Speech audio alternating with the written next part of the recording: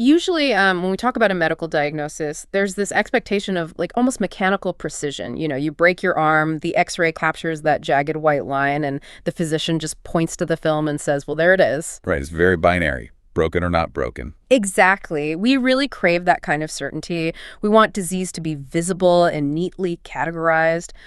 But the moment you step into the world of oncology, specifically the absolute origins of cancer, that binary certainty just completely vanishes. Oh, absolutely. The diagnostic landscape gets incredibly murky. Yeah, because we're dealing with a microscopic evolution, not just a flick of a switch. And that highly complex evolution is exactly what we are getting into today. Welcome to the deep dive. It's a fascinating topic. It really is. And we are looking at a staggering numbers game today. I want you, the listener, to just imagine sifting through 44,714 human liver samples. Which is just a massive mountain of biology. Right. These tissues were collected over 9 years across 3 major medical centers. And out of all of that, researchers were hunting for something so rare, they only found 17 of them. Just 17 perfectly preserved biological snapshots. Yeah, finding those 17 samples is honestly the equivalent of finding a needle in a haystack. Mm-hmm. And then, realizing the needle itself is holding this microscopic secret. A secret that changes everything. Exactly. What those researchers isolated is essentially the holy grail of oncology. It's the exact transitional moment when a precancerous lesion officially crosses the threshold into full-blown cancer. And our entire mission today revolves around this groundbreaking 2026 study from the journal Cancer Cell. This paper manages to capture the exact molecular moment a benign liver nodule turns into hepatocellular carcinoma, or HCC. It's a massive achievement. But to really understand the sheer scale of it, we have to look at how they isolated those 17 samples using this concept called the nodule-in-nodule presentation. All right, so usually, if you want to understand how cancer starts, you're forced to look at an established mature tumor and basically try to reverse engineer what happened years ago. Like arriving at a massive house fire and trying to figure out which spark started it? That's a great way to put it. But with a nodule-in-nodule sample, you were basically catching the arsonist holding the match. I picture it kind of like a terrifying Russian nesting doll. So you have this larger outer doll, which represents a premalignant dysplastic nodule. Right. In hepatology, we just call that a DN. A DN, okay. And it's undeniably abnormal tissue, but it hasn't quite crossed the line into malignancy yet. But growing deep inside that DN is a smaller, much more sinister doll, right? Yes, a very early hepatocellular carcinoma, or veHCC. You literally have a tumor being born inside a pre-tumor, which is wild. But how do they know for sure? I mean, confirming that these tiny nesting dolls were actually capturing that transition must have required a brutally rigorous algorithm. Oh, it was incredibly strict. The authors didn't just, eyeball the tissue and make a judgment call. They had 3 independent expert pathologists evaluate the samples completely blind. Blind, meaning they didn't know the genetic data or the patient history beforehand. Exactly. And they used very strict World Health Organization criteria to do this. So they were looking for highly specific histological features to prove the inner nodule had gone rogue. Yes. They were hunting for unpaired arteries. Unpaired arteries? What does that mean for the cell? Well, it indicates the early tumor is basically building its own rogue blood supply. It's siphoning nutrients. Then they look for stromal invasion, which is where the cells start aggressively breaking through their natural biological boundaries. Like a weed breaking through a sidewalk. Yeah, exactly. And on top of those structural checks, they ran highly specific immunostaining.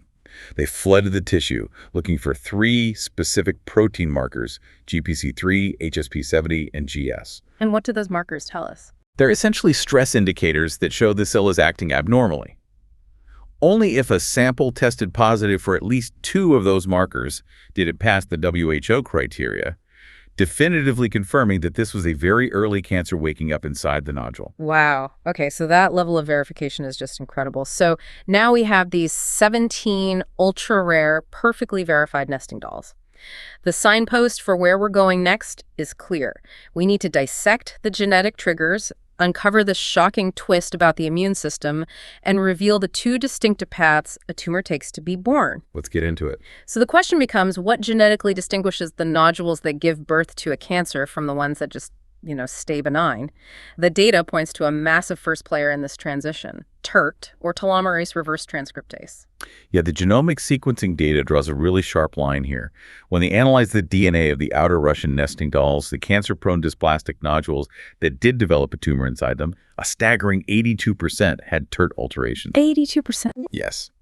And this took the form of the hepatitis B virus integrating directly into the host DNA, or specific mutations in the TERT promoter region itself. Okay, let's unpack this for a second, because 82% is a massive molecular footprint. But if we look at the control group, the nodules that didn't have a tumor actively growing inside them, what does the TERT footprint look like there? It drops down to 32%. Wow. So you have this massive leap. TERT alterations are present in about a third of the benign nodules, but they just skyrocket to over 80% in the ones actively giving birth to malignancy. So if 82% of the cancer-prone nodules carry this mutation, is TERT the spark that starts the fire? Actually, no. And that's what's so fascinating. TERT is an enabler, not the final trigger. Wait, really? How does that work? Well, in cellular biology, telomerase helps maintain the caps at the ends of chromosomes. This allows cells to divide without degrading over time. So by altering TERT, the precancerous cells gain a massive survival advantage. Precisely. They become virtually immortal. It allows them to hang around long enough to accumulate more dangerous errors. But importantly, it does not directly cause that final malignant transition. Okay, I get it. It's like a burglar picking the lock on a heavy security door. The TERT mutation jiggles the pins, gets the lock open, and suddenly a break-in is biochemically possible. Right, but the door is still closed. Exactly. The cell is still technically premalignant. Something else, a bigger, much more violent molecular force, has to actually kick that door down for the cancer to fully invade. And that's the real turning point. So just to quickly summarize TERT's role, it's the picked lock, not the break-in, which brings up a huge question for you, the listener. If you were designing a cancer screening test, would you look for the picked lock or would you wait for the kick-down door? That is the exact tension in early cancer detection right now, because if you only look for the picked lock, you might overtreat. Right. But to understand what actually kicks the door down, we have to look past those initial point mutations and examine massive structural damage. We are talking about the distinction between single-nucleotide variants, or SNVs, and copy number alterations, or CNAs. This is where the magnitude of genetic damage becomes crucial. An SNV is just a tiny point mutation. It's a single nucleotide swap in the billions of base pairs of DNA. Okay. But a CNA is a massive structural change. It's the genetic bulldozer. Huge sweeping chunks of entire chromosomes are either completely duplicated or just entirely deleted. So if you think of the genome as like a massive 1,000-page recipe book, and SNV is finding a single typo, it might say, bake for 40 minutes instead of 45 minutes. Right. It's an error, but the cell still functions. You still get a cake. But a CNA is the equivalent of someone violently ripping 3 entire chapters out of the middle of the book. Exactly. The instructions are fundamentally destroyed. And the sequencing of these nodule and nodule samples revealed that the accumulation of those massive CNAs, the ripped out chapters, is what actually drives the transition. They did. In fact, they found a very specific smoking gun example of this bulldozing on the short arm of chromosome 1, which we call chromosome 1p. What did they find missing? They identified an extended massive loss on chromosome 1p that was highly specific to the very early HCCs. It wasn't in the outer nodule at all. It only appeared when the tumor was born. Yes. And buried within that missing chunk of DNA is a vital tumor suppressor gene called ECHS1. Wow. So by ripping out that specific chapter, the cell is entirely losing its biological brakes. Precisely. But, the researchers didn't just point to the sequencing data and call it a day. They had to actually prove that the loss of ECHS1 was the driver of the runaway growth. Because correlation isn't causation. So how did they prove it? This is where they moved from genomic observation to experimental proof. They utilized something called HiHep models, which stands for human-induced hepatocyte organoids. Organoids. So we aren't just talking about flat cells on a petri dish. No, not at all. These are miniature lab-grown, three-dimensional liver structures that highly replicate the human microenvironment. So they have these functional mini-livers in the lab. How do they replicate the missing chapter?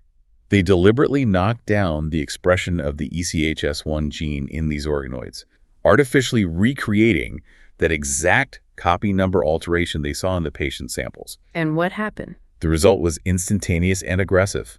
The organoids began to proliferate massively.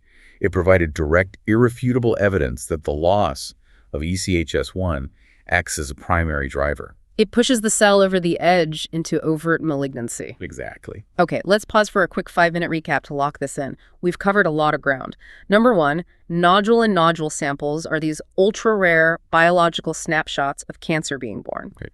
Number two, TERT mutations pick the lock. They predispose the liver to cancer by making cells immortal. And number three, it's the massive chromosomal losses, the CNAs ripping out genes like ECHS1 that act as the genetic bulldozer, finalizing the break-in. Perfect. So knowing that cancer relies on deleting entire chapters of its own DNA to survive, it really completely flips how you might view a tumor's vulnerability. It does. Here's a question for you listening. Knowing that a tumor is fundamentally missing pieces of itself, how does that change how you view its vulnerability? Because the next frontier of therapies might be figuring out how to weaponize that absence. It's a fascinating area of research. The structural genetic chaos truly defines the tipping point. But, looking only at the internal DNA of the cell is really only half the story. Because the tumor doesn't grow in a vacuum. Exactly. We have to look at the surrounding environment, which brings up one of the most paradigm-shifting discoveries in this entire study. The immune system. And I really have to push back here because this goes against decades of established dogma. Wait, isn't liver cancer famously caused by chronic inflammation? That has been the prevailing model, yes. Like we're constantly taught that hepatitis B or cirrhosis causes this raging systemic inflammatory fire in the liver. And out of that chaos, the cancer is born. What's fascinating here is that the data showed the exact opposite at this specific stage. When the researchers analyzed the RNA sequencing data, which tells us not just what genes exist, but which ones are actively being turned on, they expected to see alarm bells blaring. Massive inflammatory signaling. Right. But the data showed a ghost town. A ghost town? Yes. The premalignant cancer-prone dysplastic nodules actually exhibited reduced inflammatory signaling compared to the surrounding tissue. Key inflammatory pathways driven by massive signaling molecules like TNF-alpha and IL-6 were significantly downregulated. So the tissue is undergoing this massive genetic stress, TERT is mutating, the lock is being picked, and the immune system isn't throwing a 5-alarm fire, it's just completely silent. Completely silent. These premalignant nodules established what the authors term an immune desert. An immune desert. The immune system is essentially ignoring them, or the nodules have somehow actively silenced the local surveillance mechanisms. To help visualize this, I want to introduce a quick mnemonic for you. Think of the progression as DIED for dysplastic nodule, I for immune desert, leading to E for evasion. I like that. DIE. It really upends the assumption that the final transition to cancer requires a chaotic inflammatory storm. Right. Sometimes it needs a quiet, desolate ghost town to take root. So to summarize this paradigm shift, the precancerous stage is shockingly quiet, which leads to a question for you. Why do you think the immune system goes totally silent right before the cancer strikes? Is the body just exhausted, or is the cell learning to mute the alarms early? It seemed to be a proactive silencing, and the study tracks what happens next, which makes the story even more dramatic. Okay, so we move the timeline forward. The massive chromosomal bulldozing has happened. The dysplastic nodule has officially crossed the threshold into a very early HCC. The cancer is born. Yep, it's a veHCC now. You would logically assume it just stays quiet immune desert to avoid detection. You would, but the environment completely flips. The desert vanishes. In roughly 43% of these very early cancers, the immune system suddenly wakes up. The tumors transition from immune deserts to becoming highly inflamed.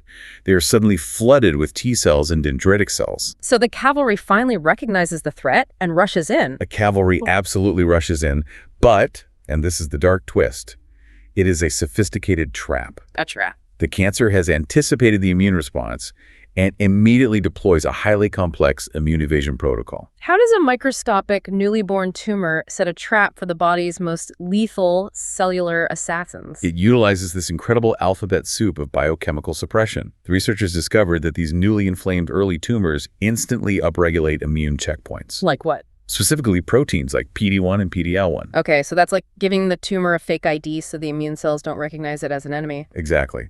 And they also summon regulatory T cells, known as FOXP3 positive TREGs. And what do TREGs do? Their entire biological job is to tell other immune cells to stand down and stop attacking. It's like having corrupt police officers controlling the crowd. And to top it off, the tumor secretes a cytokine called TGF-beta. Which does what? It basically creates a suppressive force field around the malignant cells. Oh, wow.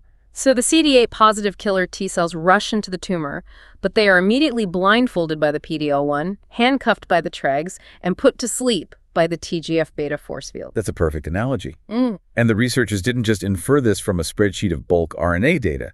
They could physically see the trap being sprung using Visium HD spatial transcriptomics. Oh, Visium HD. I love this part. For context, think of the difference between traditional bulk RNA sequencing and spatial transcriptomics, like the difference between a blender and a highly detailed map. Right, the blender analogy. Yeah. Bulk RNA sequencing is like taking an entire city block, throwing it into a giant blender, and analyzing the resulting smoothie. You can tell there are a lot of coffee shops and bank vaults in the city, but you have no idea what street they are on or what is parked next to what. But Visium HD is like having Google Earth for human tissue. It maps the gene expression directly onto the physical architecture of the slide. You see exactly which cell is touching which other cell. And the spatial resolution allowed them to look deeply into a specific sample, right? Case P17. Yes, patient 17. The spatial map was undeniable. They could physically see the CD8 positive killer T cells swarming deep into the tumor bed. So they were right there. They were there, but those T cells were functionally paralyzed. The map showed them physically surrounded and boxed in by two highly suppressive cell types. Which were? Tumor-associated macrophages, or TAMs, and cancer-associated fibroblasts, or CHEFs. So the TAMs and CFs are acting like the tumor's private security barricade. Exactly. They physically and biochemically exhaust the killer T cells before they can even get close enough to take a shot at the actual malignant cells. Which is why the tumor registers as inflamed, but the immune cells are completely inert. Right. It's a tragic biological timing. The immune system finally recognizes the threat, but by the time it arrives, the tumor has already evolved the exact weapons needed to neutralize it. Okay, time for our second 5-minute recap to pull this all together. Let's do it. Bullet 1. Premalignant nodules are surprisingly immune deserts, challenging old dogmas about inflammation. Bullet 2. Early cancers can suddenly become inflamed as the immune system wakes up. And bullet 3. This inflammation is useless because the tumor immediately deploys an evasion shield using things like PD-L1 and TGF-beta. Exactly. It's the tragedy of the immune system rushing in only to be neutralized, which brings up a great question for you at home. If the T cells are there but exhausted, how might future immunotherapies wake them up at this exact microscopic stage?